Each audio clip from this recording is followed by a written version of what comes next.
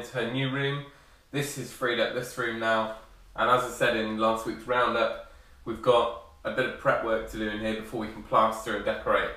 So this morning's job is going to be to rip out all of these cupboards.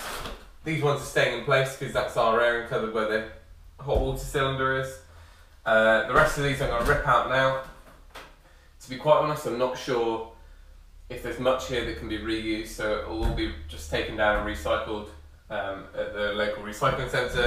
So we'll take all those out, and that'll mean I can start ripping down that wall to get to the studs, and we can see how we're going to play that, because I'm hoping that we've got probably 12 inches between each of the studs, so I can build in some cupboards that can be accessed from the bathroom without messing around too much with the structural, properties of that wall.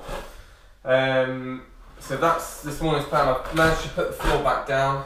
We were doing the ensuite first, but as with most of our stuff, we're changing plans constantly. So we were going to do the ensuite, which meant we would have a working shower and sink whilst the bathroom was ripped out.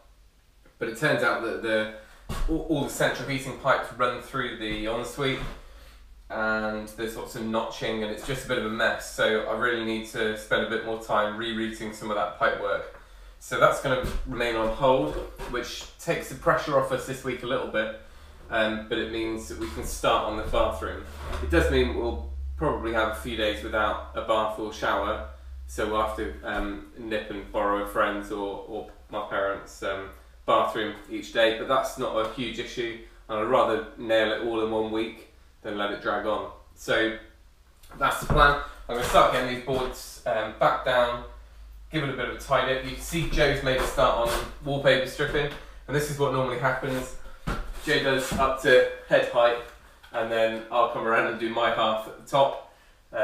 Obviously being 7 months pregnant on a ladder is no good, so yeah, Joe's going to do all the as much wallpaper as she can. Radiator's got to come off, window's got to come out, but that'll be in a few weeks. So the main emphasis today is to get all this out, and then we can start looking at this wall between the bathroom. So the bathroom's a priority. Start taking all these slats, the whole shelving in here is slats, and sort of thing I'd normally just put in the timber pile to burn or whatever, but it turns out all these are really nice cedar slats, and all they've got is 2 pins in each end. So I'll probably just set up a stock block on the miter saw, and we'll just zip the ends off these, because they're going to really nice trim pieces, and they'll always come in handy. Nice regular plain wood. So there's absolutely loads of those, so we'll keep those. As I said, doors we're going to get rid of.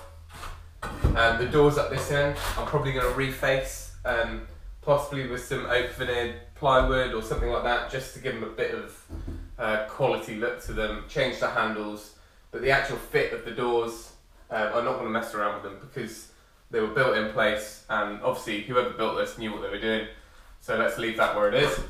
And there's also some birch faced plywood and stuff in here, which again we can reuse for shelving and cupboards in the future.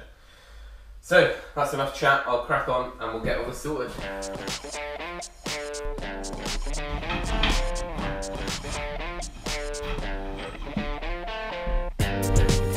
it looks like these cupboards have been painted a lot of times, and the screws and that are hidden and just like bedded behind loads of layers of paint. So I'm not going to try and find the screws on each one, and we're just going to rip it out.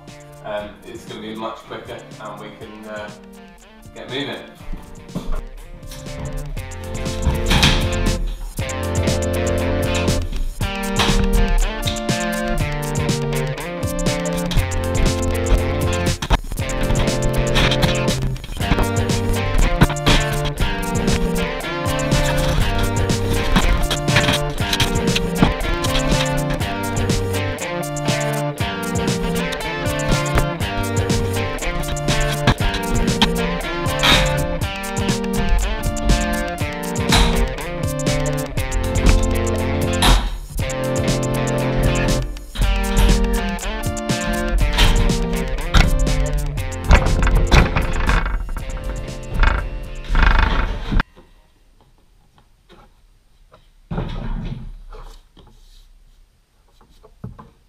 that came out pretty straightforward. It was actually all mortise and tenon. It was quite nicely built. You learn quite a lot about how things are built. You know, when you're ripping stuff out, it's almost like a little lesson on how things can be done. So there was a bit of thought that went into making this. Anyway, plan now is to clear out all the timber that I've just ripped out and take that down outside. And I guess the next thing really is to put the door back on, tape myself in, get the dust mask on, and take all this lard and plaster off. And we all know how lovely that job is. So we'll take everything back to the lars first, then we'll strip those off, and hopefully then we'll just get our studs. Because what I want to do is then I want to be able to work out how I can probably put a new stud wall along the back here, like a fake stud wall, and that'll be the back of the cupboards. So we'll have doors, 12-inch doors for the bathroom side, for all of our towels and everything like that, to make the use of about this much space. And then we'll still have a nice width room in here. So, time to get clearing up. So I've had a bit of a clear up, all the timber's out, and now it's time to create a lot of dust.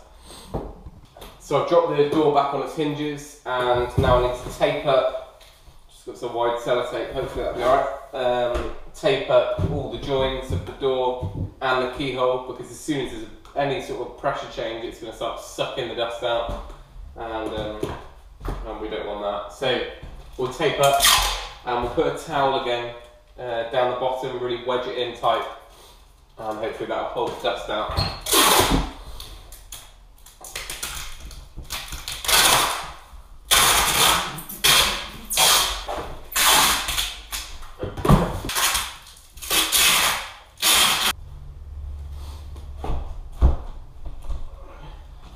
So rather annoyingly, we've only got one window in this room, and ideally if you've got two, or a door and a window, it's really, you can get a good breeze and it'll suck all the dust out, but it's really going to gather in here, I think.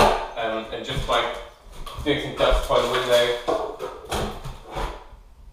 it looks like it's probably going to end up blowing it back in. So not much we can do about that. If you're doing a big project, you could hire an extractor fan and basically tape it into a window opening, and that would suck everything out. But we're just going to have to minimise the dust into the house, and we'll just have to do it, and I'll have to stay in here until it's settled.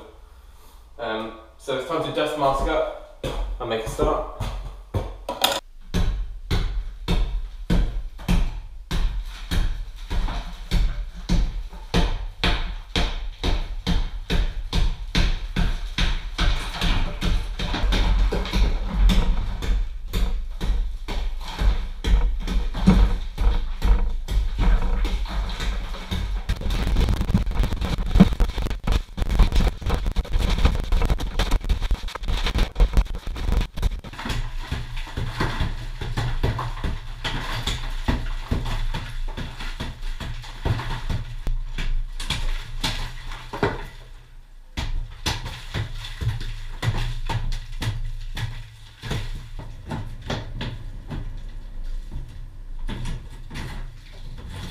As you can see, it's a bit dusty in here.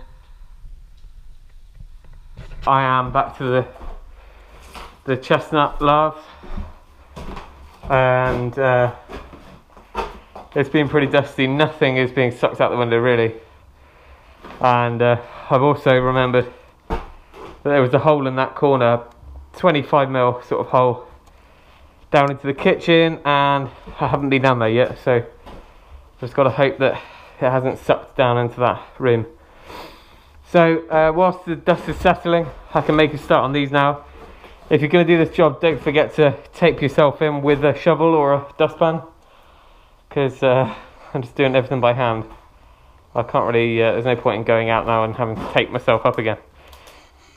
Right, so it's time to get these off, and once these are off, at least they're not falling onto a load of rubble, so they can be stacked separately and put in the wood recycling.